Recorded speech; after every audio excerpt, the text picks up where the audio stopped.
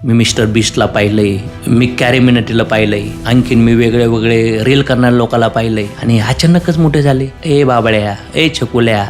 आईवडिलांना असं वाटतं की मुलांनी आमचंच ऐकायला पाहिजे, मुलाला वाटतं आईबापाने आमचं ऐकायला पाहिजे. चर्चा करा आणि चर्चेतून तुम्ही काय केलं पाहिजे, मार्ग काढला पाहिजे. जी शिस्त असते, आपलं जे डिसिप्लिन असतं, त्याच्यामुळे आपल्या सवयी बनतात. सवयीमुळं आपली कन्सिस्टन्सी, सातत्य बनतं आणि सातत्याने आपलं काय बनतं, एक कॅरेक्टर बनतं आणि कॅरेक्टरमुळं काय होतं, आपण एक डेस्टिनी बनतं. तर तुम्हाला असं वाटतं का आईवडील आम्हाला रोखतात, आम्हाला त्याच्यात तर लई मजा येते, पण तीच मजा नंतर सजा होत असती, ही आईवडिलाला अनुभव असतो. लवकर श्रीमंत होण्याचं आकर्षण, काहीतरी लॉटरी, काहीतरी स्कीम, कुठंतरी इकडं, कुठे शेअर मार्केट, कुठे क्रिप्टो, ट्रिमेंडस प्रेम देणारे, सॅक्रिफाईस, संघर्ष करून तुमची जिंदगी सवरणारे जर कोणी असतील ना, तर ते आईवडील आहेत. होऊ शकतं काहींचे आईवडील मुलावर ओरडले असतील, तर मुलांना त्यांना चुकीचं घेऊ नका. होऊ शकतं त्यांच्यावर ताणतणाव असन, त्यांना तुमची काळजी असन, त्यांना ते व्यक्त करता येत नसन. हे नमस्कार, मैसेल्फ अशोक तोडमल. मित्रांनो, हा व्हिडिओ तुमच्यासमोर आला आहे, याचा अर्थ तुमच्या आई किंवा वडिलाकडून हा व्हिडिओ आला असेल किंवा फ्रेंड्सकडून आला असेल.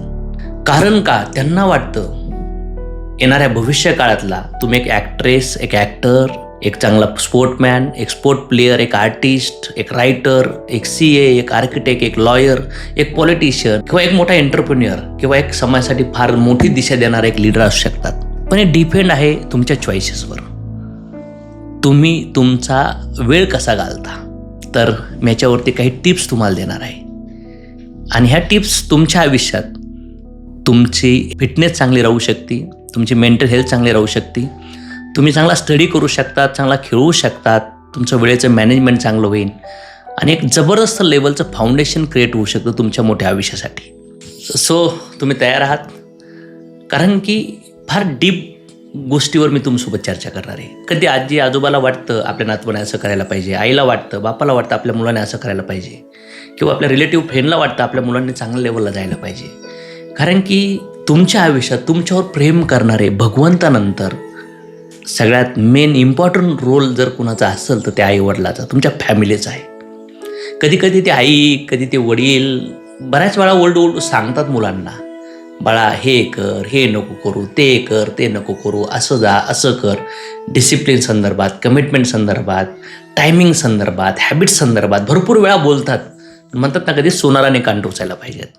तर असाच विचार करा की मी तुमचा मित्र आहे, आपण एक गप्पा मारू थोड्याशा.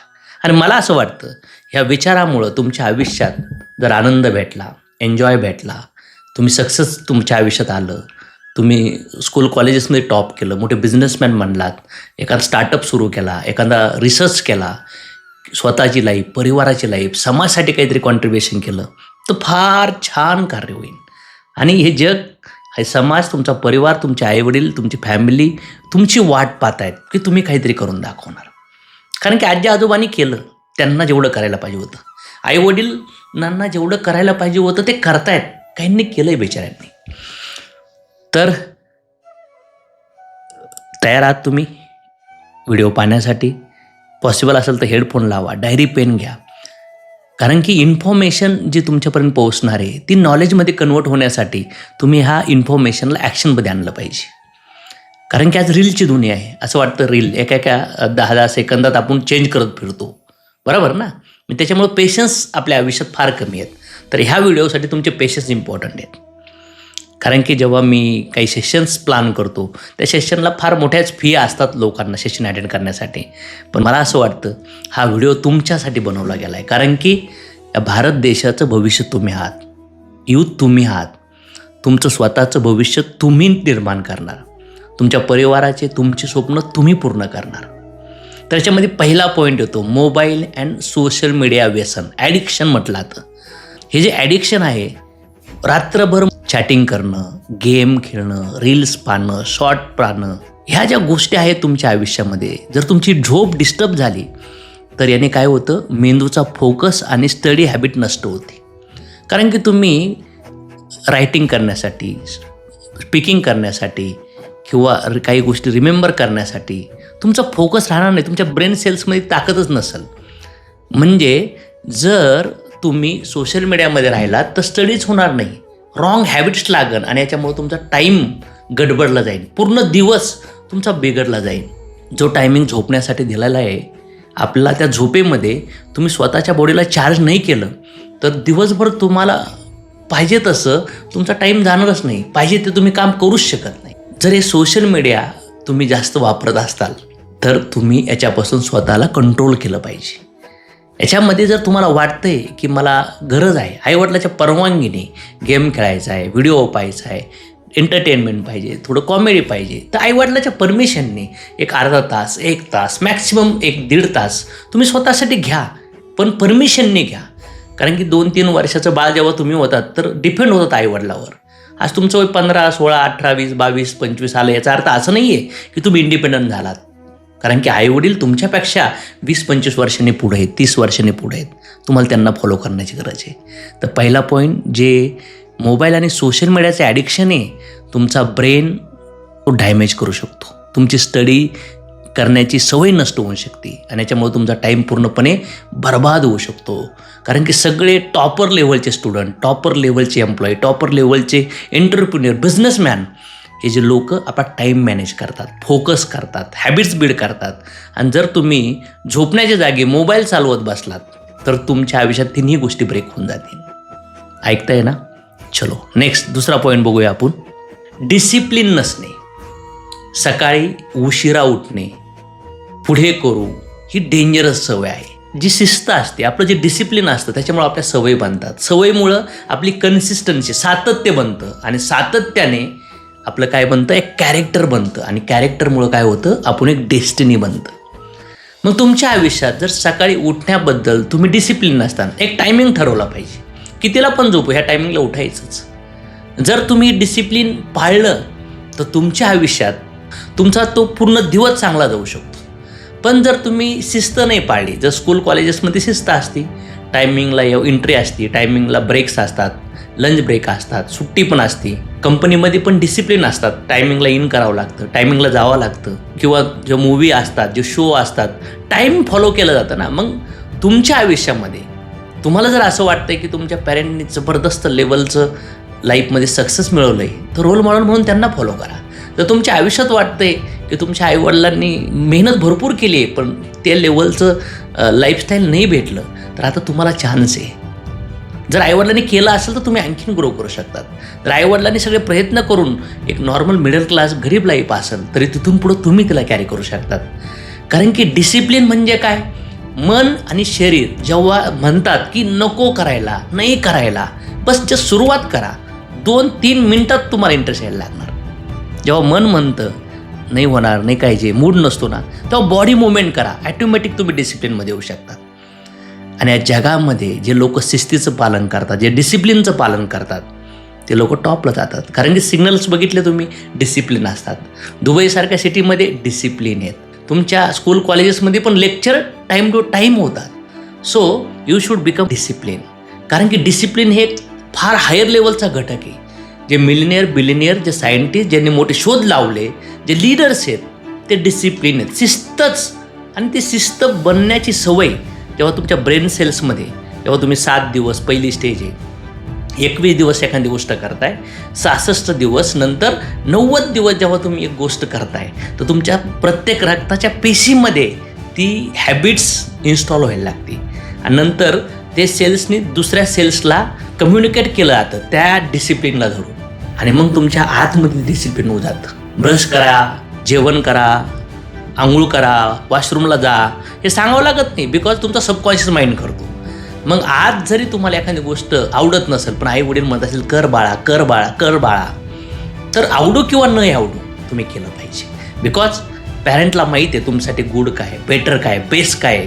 कारण की ते त्यांच्यासाठी नाही, ते तुमच्यासाठी जगू राहिले. ह्या जगातले सगळ्यात ब्युटिफुल, ट्रिमेंडस, प्रेम देणारे, सॅक्रिफाईस, संघर्ष करून तुमची जिंदगी सवरणारे जर कोणी असतील ना तर ते आई वडील आहेत.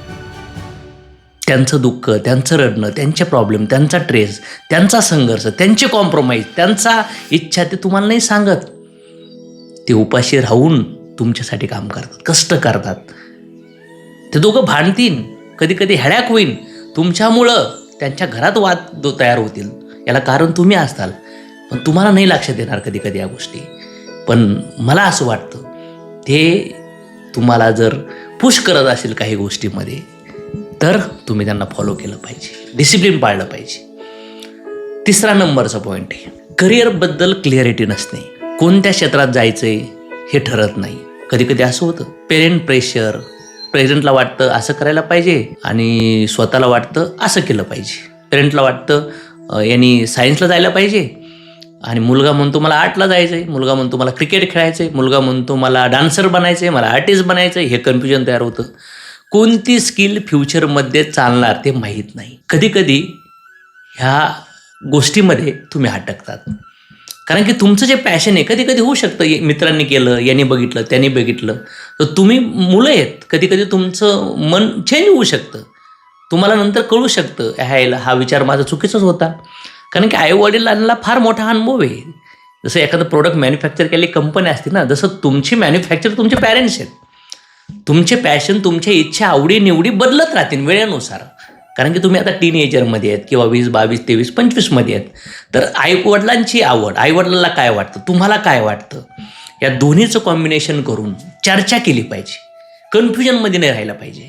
नाही तर आईवडिलाच्या प्रेशरमुळे एखाद्या ठिकाणी जात आहेत तुम्ही आणि तिथं तुमचं मनच लागत नाही आहे, तुम्ही स्टडी करत नाही, डोक्याच्या वरून जाते, नंतर 2-3 वर्षाने रिग्रेट करावं लागेल. त्याच्यापेक्षा कन्व्हिन्स करा, बसा, त्यांच्यासोबत चर्चा करा. कारण की 3 इडियट पिक्चर आवर्जून पहा ॲज अ स्टुडंट म्हणून. आणि त्याच्यामध्ये सगळ्यात भारी जो रॅन्चो असतो ना, तो रॅन्चो कसा होता, रॅन्चोचा रोल, रॅन्चोच्या कॅरेक्टरमध्ये तुम्ही स्वतःला पहा. चौथा पॉईंट आहे निगेटिव्ह फ्रेंड सर्कल. 2 असोसिएशन असतात, कंपनी म्हणतो आपण त्याला, एक चांगली कंपनी आणि एक खराब कंपनी. जिथं घाण आहे अशा ठिकाणी कधी पण लक्षात घ्या स्मेल येईल. कधी बघितलं आहे का तुम्ही की फार घाण वातावरण आहे तिथे एकदम सुंदर वास येऊ राहिला आहे? नाही. तर जे आपलं फ्रेंड सर्कल आहे ते 2 प्रकारचं असतं, एक रॉंग सर्कल आणि एक राईट सर्कल. म्हणजे रॉंग कंपनी, रॉंग हॅबिट्स, जीवनाची डायरेक्शन बदलतं. वेळ प्लस करिअर दोन्ही वाया जातं. मग तुमच्या आयुष्यात राईट काय आणि रॉंग काय तर तुम्हाला अंडरस्टँड होणं गरजेचं आहे. आईवडिलाशी चर्चा करणं गरजेचं आहे. रॉंग सर्कल कशाला म्हणतात? जे तुम्हाला शॉर्टकटमध्ये एन्जॉय करायला लावतात. होऊ शकतं स्मोकिंग असेल, ड्रिंकिंग असेल, गुटखा करणं असेल, किंवा काही मोबाईलवरती काही चुकीचे व्हिडिओ पाहणं असेल, गर्लफ्रेंड, बॉयफ्रेंड, किंवा तोंडातून नुसत्या शिव्याच बाहेर पडतात, किंवा चिटिंगचा चर्चा चालतात, खोटं बोलू, म्हणजे असे पुश करणं ज्याच्यामधून तुम्ही आईवडिलाला खोटं बोलायला लागतात, लपून छपून काही असे शॉर्टकट एन्जॉय करायला लागतात, जे तुम्हाला माहिती आहे की हे खराब आहे पण आनंद देतं. अशा ठिकाणी जर तुम्ही इन्व्हॉल्व असतात, एक जणांनी मिस्टेक केली, कुठंतरी चुकीच्या गोष्टी झाल्या, त्याच्यासोबत मित्र पण अटकतात. असे भरपूर आहेत. काही मुलीच्या विषयी, काही कुठल्या चिटिंगच्या, काही फ्रॉडमध्ये, काही चोरी करण्यात, अशा ठिकाणी पण अशा काही संगती असतात मुलांच्या. तर तुमच्यासोबत 2 ऑप्शन आहेत, एक रॉंग कंपनी आणि एक राईट कंपनी. तर आईवडिलाला असं वाटत ना आमच्या मुलांना राईट कंपनी चूज केली पाहिजे. कारण की garbage in garbage out, good in good out. Circle wrong जर असेल तर इन्फॉर्मेशन जी चर्चा होणार ती चर्चा रॉंग थॉट तुमच्या माइंडमध्ये प्लांट होतील आणि ते विचार नंतर तुमचे शब्द बनतील, नंतर ॲक्शन बनन, नंतर ॲक्शनने तुमची सवय बनती आणि सवयींनी तुमचं येणाऱ्या काळात कॅरेक्टर डेस्टिनी बनते. म्हणजे जे शब्द आजूबाजूला तुम्हाला ऐकायला येऊ राहिलेत, येणाऱ्या काळात ते शब्दच तुमच्या आयुष्यात तुम्हाला त्या लेवलला घेऊन पोहोचवणार. एक पुस्तक आहे थिंक अँड ग्रो रिच, म्हणजे विचार करा आणि श्रीमंत व्हा. त्याच्यामध्ये सांगितलंय थॉट इज थिंग. या जगामध्ये जेवढं पण दिसतंय तो विचार. मग जर विचार दूषित ऐकायला येत असतील तुम्हाला तर तुमचं माइंड कसं असेल, कुठल्या लेवलचं माइंड होऊ शकतं. पॅरेंट आज तुम्हाला सांगतायत की बाळांनो हे करा, हे करू नका. जे आईवडील म्हणतात तुम्हाला की हे करू नका, असं करू नका, तसं करू नका, गेम खेळू नका, खोटं बोलू नका, मित्रात चुकीच्या जाऊ नका, तर तुम्हाला असं वाटतं का आईवडील आम्हाला रोखतात, आम्हाला त्याच्यात तर लई मजा येते. पण तीच मजा नंतर सजा होत असती, ही आईवडिलाला अनुभव असतो. म्हणून घरातून बाहेर निघताना आईवडिलाला विचारून निघा आणि जे पण काही करायचं असेल ना त्या आईवडिलाचा सल्ला घेऊन करा. आयुष्य फार सुंदर आहे. येणाऱ्या काळात तुमच्यासमोर फार मोठं करिअर आहे, पण पूर्ण जिंदगी एक सुंदर लेवलची जगायची की 2-3 वर्षात लाईफ स्वतःची स्पॉईल करून घ्यायची तुमच्या हातात आहे. कारण की सगळ्या गोष्टी तुमच्या आयुष्यात भेटणार आहेत, पण त्यासाठी पेशन्स गरजेचं आहे. आंबा जर खायचा आहे तर तो पूर्ण पिकून दिला पाहिजे ना, पेशन्स ठेवले पाहिजेत. तर पेशन्सने खायला चालू करा. त्याच्यामुळं आयुष्यामध्ये कुठलीही गोष्ट पहिल्यांदा करताना आईवडिलांना विचारा, चर्चा करा, त्यांचा सल्ला घ्या. मला एक पॅरेंट म्हणले, मुलांना विचारलं, बाळा हे कुठून शिकला? बाळा म्हणलं, मीच शिकलोय. हेच खरं आहे मम्मी पप्पा, हेच असंच असतं. म्हणजे आज जर बघितलं तर काही मुलांना मित्रांवर दुसऱ्यावरती भरोसा आहे, स्वतःच्या आईवडिलावर भरोसा नाही आहे. याच्यात तुम्ही असे नाही आहेत ना की तुम्हाला जास्त तुमचे मित्र, तुमचे बाकीचे लोक, सोशल मीडिया, रील, हे इन्फ्लुएन्सर यांच्यावर तुम्हाला भरोसा आहे, आईवडिलावर नाही, असं नाही ना. होऊ शकतं आईवडिलाला काही गोष्टी माहिती नसतील, त्या तुम्हाला माहिती आहेत. चर्चा करा, एक्सचेंज करा या गोष्टीला, पण लपून ठेवू नका. महत्त्वाची गोष्ट, जे तुम्ही आईवडिलाला सांगू शकतात, चर्चा करू शकतात, त्याच गोष्टी घराच्या बाहेर जाऊन करा. ज्या गोष्टी तुम्हाला असं वाटतं की मी आईवडिलाशी नाही शेअर करू शकत, समजून घ्या त्या गोष्टी चुकीच्या आहेत. चला, आत्तापर्यंत आपण 4 पॉईंट कव्हर केलेत. पेशन्स आहेत का रील बघू बघू पेशन्स उडालेत सगळे? नाही ना. चला, 5व्या पॉईंटवर येऊ आपण. सेल्फ कॉन्फिडन्सची कमी, स्वतःवर विश्वास नाही, मिस्टेक झाली की लगेच गिवअप, लोक काय म्हणतील याचा जास्त विचार करतात. स्वतःवर विश्वास पाहिजे. कधी कधी आपल्याला बाहेरच्या सगळ्या दुनियावर विश्वास तयार होतो. देवावर विश्वास ठेवतो, चंद्रावर ठेवतो, ताऱ्यावर ठेवतो, खड्यावर ठेवतो, कुठल्या झाडाला गाठीवर ठेवतो, मित्रावर, मैत्रिणीवर, व्हिडिओवर, कोट्सवर विश्वास ठेवतो, आपण चुकीच्या गोष्टीवर विश्वास ठेवतो.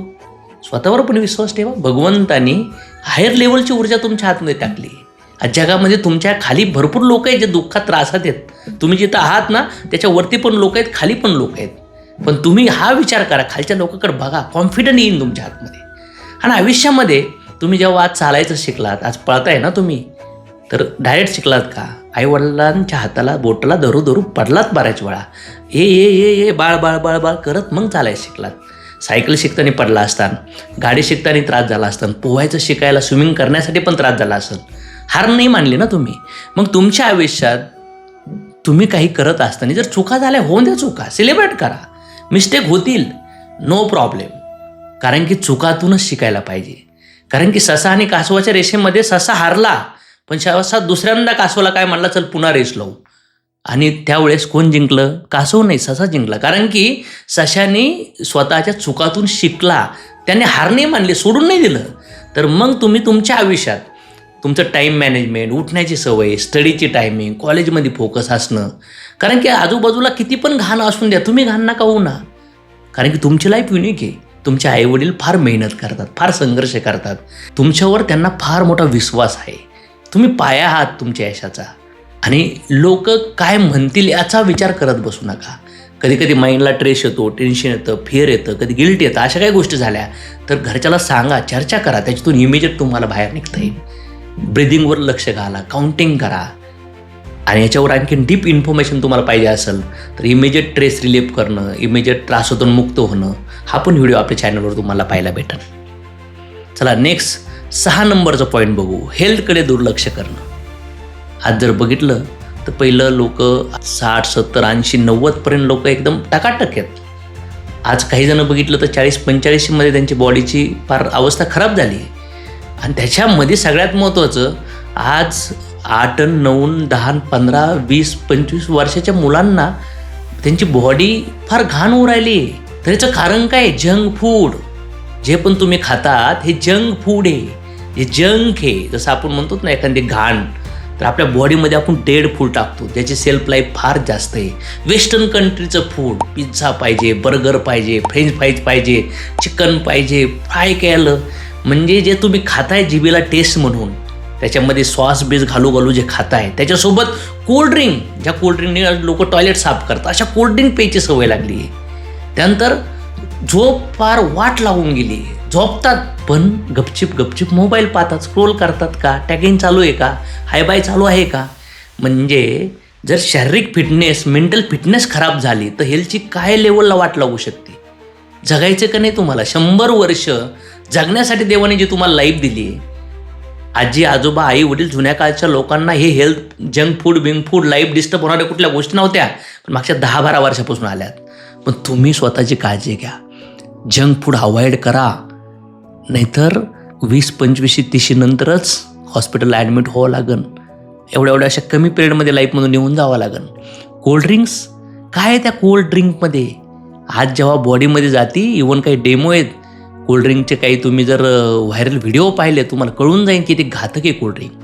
कुठले कुठले सोडे, कुठल्या फ्रीजच्या बॉटल्स घेऊन तुम्ही आज बघताय आजूबाजूला, गपचिप पार्टी म्हणून पेतायत, बड्डेला पेतायत.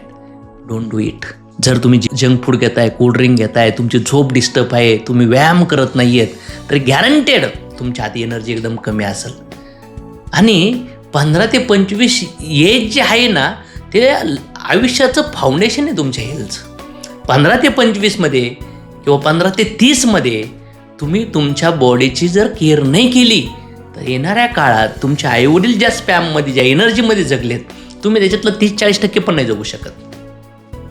चिप्स आवडतात, बर्गर आवडतो, पिझ्झा आवडतो, वडापाव आवडतो, समोसा आवडतात, कोल्ड्रिंक, वेगळ्या ड्रिंक आल्यात मार्केटमध्ये, झोप पण डिस्टर्ब, व्यायाम पण नाही, टाळाटाळ्या होतात, काम लक्षात राहत नाही, शाळेत गेलं की इकडं तिकडं मोबाईल.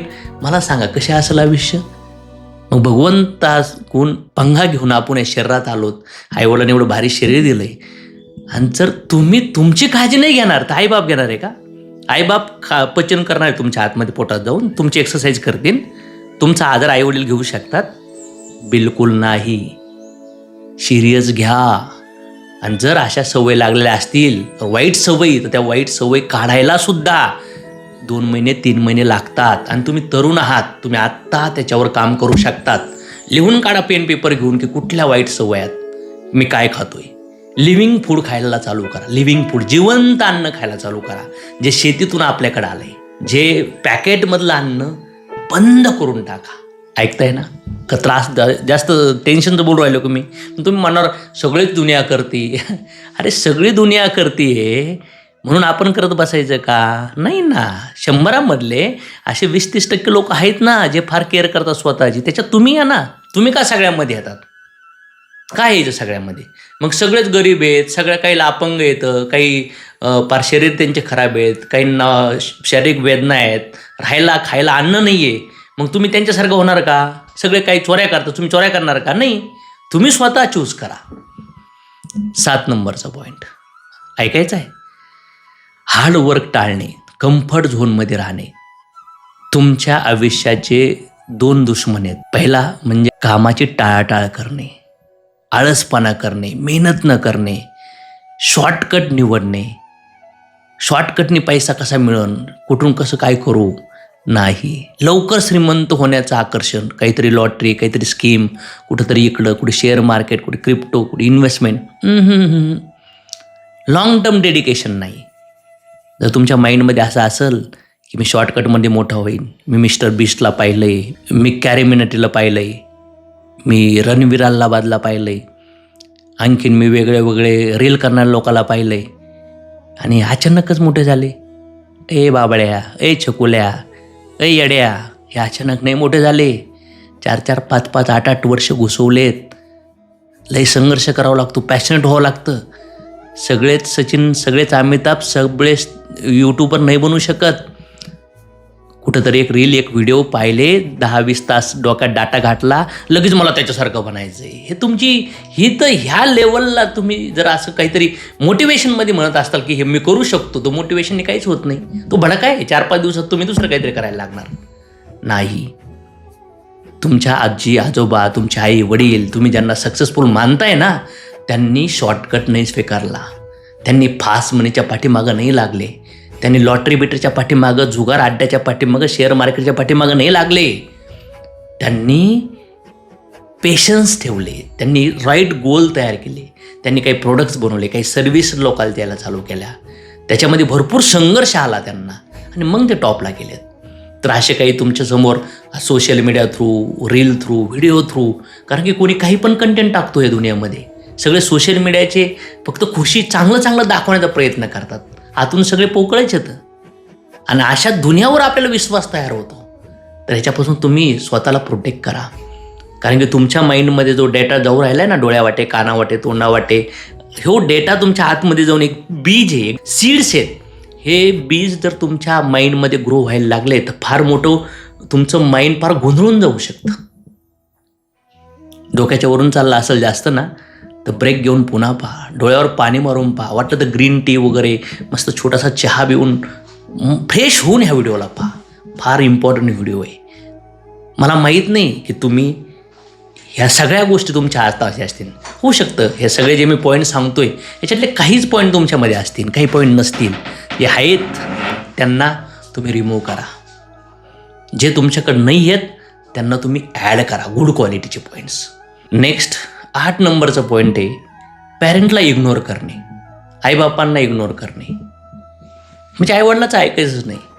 पॅरेंटची प्रॅक्टिकल विजडम न ऐकणं, घरातील व्हॅल्यू संस्कार न समजणं, लाईफमध्ये मॅच्युरिटी कमी, हे जर तुम्ही करत असाल तर समजून घ्या तुम्ही धडकणार. गुगल मॅपशिवाय पाहिजे तिथं जाऊ शकतात का? नाही जाऊ शकत. कारण की तुमच्यासमोर जो बर्गर आहे तो एवढा टेस्टी का लागतो? ज्यांनी बनवला त्यांनी फार त्याच्यामध्ये एफर्ट्स घेतलेत. जो तुम्ही जे ड्रिंक पित आहे तुम्हाला अट्रॅक्ट करण्यासाठी त्यांनी भरपूर कष्ट केलेत. मग तुमच्या आयुष्यात ज्या पॅरेंटने तुम्हाला जन्म दिला आहे, जे तुमच्या लहानपणापासून तुमचं शिकणं, खाणं, पिणं, राहणं, कपडे, दवाखाना, खेळणं, सगळं गोष्टी ते पाहतायत. येणाऱ्या काळात तुम्हाला फ्रीडम भेटेल ना, येणाऱ्या काळात तुम्हाला मोठं झाल्यावर तुम्हाला उडायचंच आहे. पण आईवडिलांसोबत चर्चा करा, त्यांना इग्नोर नका करू. चर्चेमधून तुमचं मत त्यांना पटवून द्या, कम्युनिकेशन करा त्यांच्यासोबत, पण इग्नोर नका करू. जर तुम्ही त्यांना इग्नोर केलं तर येणाऱ्या काळात फार मोठी पेनल्टी, फार मोठी पनिशमेंट तुमच्या आयुष्यात येऊ शकते. कारण की वेस्टर्न कल्चरमध्ये मुलं पॅरेंटला इग्नोर करतात. मग ते मुलं जेव्हा पॅरेंट होतील त्यांचे मुलं त्या पॅरेंटला इग्नोर करतात. आणि मग ते म्हातारे माणसं म्हातारपणी सेपरेटली फार संघर्ष करतात स्वतःला प्रोटेक्ट करण्यासाठी, स्वतःला सर्वाईव्ह करण्यासाठी. कारण की तरुणपण असतं माणसाचं. ॲडल्ट एजमध्ये ज्या टीन एज किंवा 20, 25, 30, 35मध्ये असं वाटतं मी काही पण करू शकतो. सूर्य जसा उगतो हळूहळू आणि नंतर मावळतो, प्रकट होणं आणि अप्रकट होणं. आपण पण प्रकट झालो तर आपण पण अप्रकट होणार आहे. पॅरेंटला इग्नोर करू नका. कारण की त्यांना एक दिवस तुम्हाला सोडायचंच आहे, तुम्हाला उंच भरारीच घ्यायची आहे. कधी कधी त्या पतंगाला असं वाटतं की त्या दोरीमुळं मी खाली येऊ राहिलो आहे. नाही, ते दोरीच अशी आहे की ज्या पतंगाला वर नेऊ शकते. जर ती दोरी कट केली ना तर तो पतंग कुठं जाईल? खाली पडेल. तसं तुमचे आई वडील, तुमची फॅमिली ही दोरी आहे. तुम्हाला असं वाटतं ना आम्हाला खाली वाढतायत, आमच्या मनासारखं नाही जगून देत. नाही मित्रांनो, तेच तुमचे खरे सच्चे मित्र आहेत, सच्चे फ्रेंड्स आहेत, सच्चे गुरु आहेत तुमचे. घ्या त्यांच्याकडून, लर्न करा त्यांच्याकडून, त्यांची हॉनेस्टी लर्न करा. ते जर हार्डवर्किंग केलं तर हार्डवर्किंग, रिस्पेक्ट, कम्युनिकेशन, अंडरस्टँड करा. कारण की जगात ते जे पण काही करतायत त्यांना असं वाटतं आमच्या बाळांचं कल्याण व्हावं, त्यांच्या इच्छा पूर्ण व्हावं. सो आईवडिलाला इग्नोर करू नका. नेक्स्ट पॉईंट आहे 9 नंबरचा, फायनान्शियली लिटरसी नसणे. म्हणजे पैशाची व्हॅल्यू नसणे, पैशाची बचत नाही करणं, फक्त खर्च करणं, पैशाची व्हॅल्यू नाही समजणं, काम कसं सुरू करायचं हे समजत नाही आहे. मग ज्या आईवडिलांनी 1 रुपये, 10 रुपये, 100 रुपये त्यांना त्याची व्हॅल्यू आहे. आजी आजोबाला तर पैशाची व्हॅल्यू आहे, 10, 20, 25, 50 पैशाची.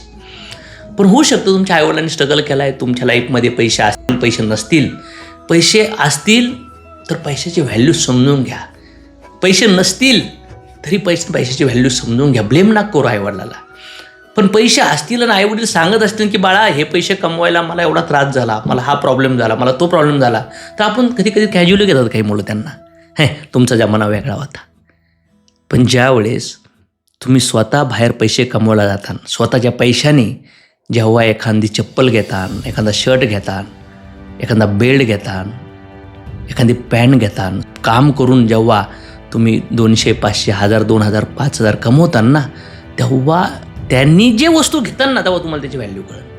त्याच्यामुळे मला असं वाटतं काही अनुभव आईवडिलाच्या अनुभवातून पण घ्यायला पाहिजेत ना. त्यांच्यावर तर ट्रस्ट ठेवला पाहिजे, त्यांच्यावर तर भरोसा ठेवला पाहिजे.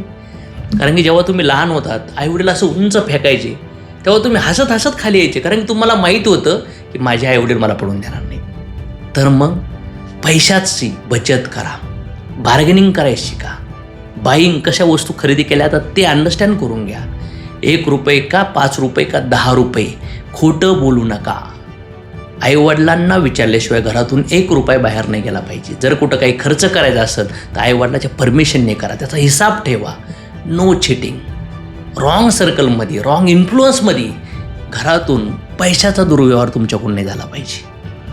तर आज 1 रुपये, 2 रुपये, उद्या 10 रुपये पण, उद्या 1000 रुपये पण तुम्ही काय करू शकतात, नेऊ शकतात.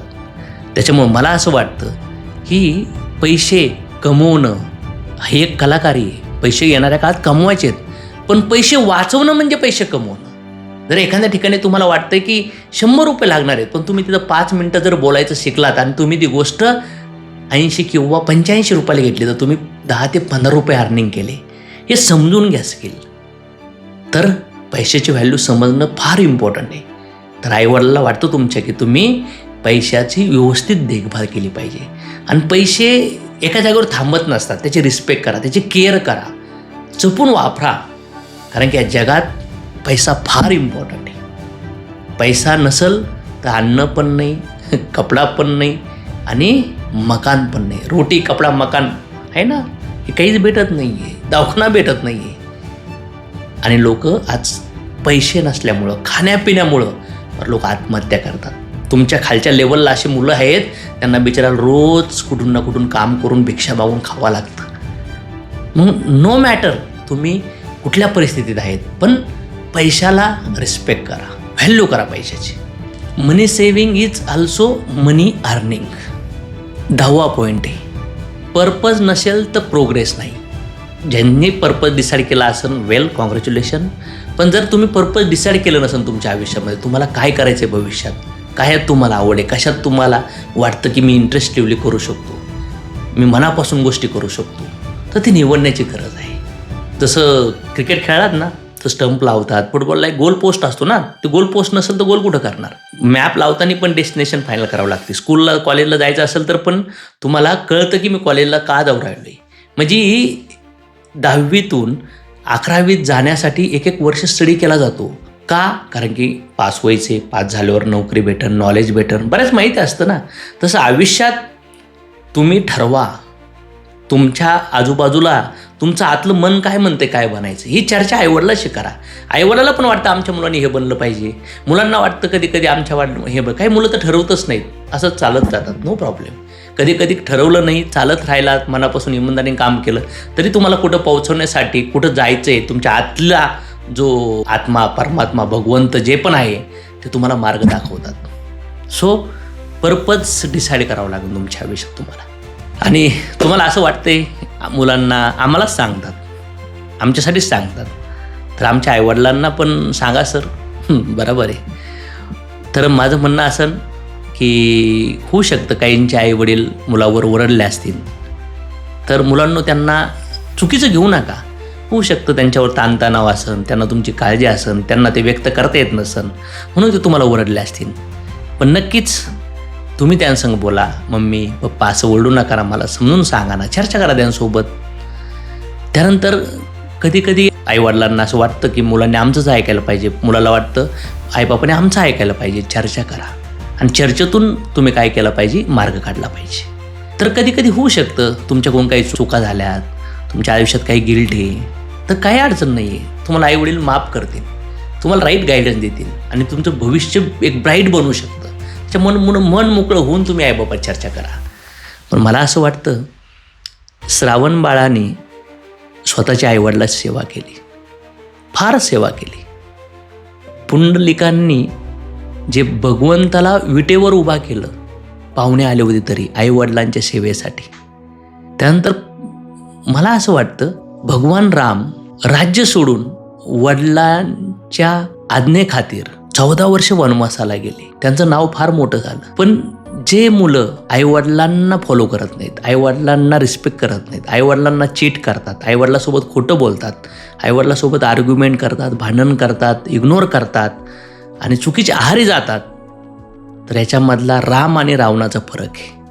राम आणि रावण काय आहेत? आतच राम आहे, आतच रावण आहे, आतच कृष्ण आहे, आतच कंस आहे. तर तुमच्या आत एक जमीन आहे, मन म्हणजे जमीन. त्या जमिनीवर तुम्ही जे बी लावणार ते उगणार. जर कारलं लावलं, कारलं उगल, आणि काँग्रेस लावलं तर काँग्रेस उगल. पण जर आंबा लावला तर आंबा उगल, सफरचंद लावलं तर सफरचंद उगल, द्राक्षे लावले तर द्राक्षे उगतील. तर हा व्हिडिओ तुम्हाला आवडला असेल आणि ह्या व्हिडिओमधून खरंच तुम्ही शिकला असताल तर काय समजलं आहे, काय शिकलात, काय अप्लाय करणार कमेंट्समध्ये करा आणि तुमच्या मित्रांना आवर्जून हा पाठवा. आणि हा व्हिडिओ वाटलं तर पुन्हा पहा, हेडफोन लावून पॉज करून पॉईंट काढा आणि तुमच्या आयुष्यात उठायचं टायमिंग ठरवा, टाईम मॅनेजमेंटचं प्लॅनिंग करा. तुम्ही किती तास झोपणार, कधी उठणार, किती वेळ स्कूल, किती वेळ स्टडी, किती वेळ खेळणार आहेत, हे सगळं प्लॅन करून लाईफ जगायला सुरू करा. आणि जर भूतकाळात काही चुका झाल्या असतील, काही गिल्ट असेल, काही प्रॉब्लेम असतील तर मोठा श्वास घेऊन त्याला सोडून टाका. आईवडिलाशी बसा, त्यांचे पाय धरा, त्यांना मिठी मारा, डोळ्यातून अश्रू वाहून द्या आणि लाईफला रिस्टार्ट करा. सो आलात मनापासून जगा आणि या जगामध्ये मोठं कार्य करून जा. Thank you very much.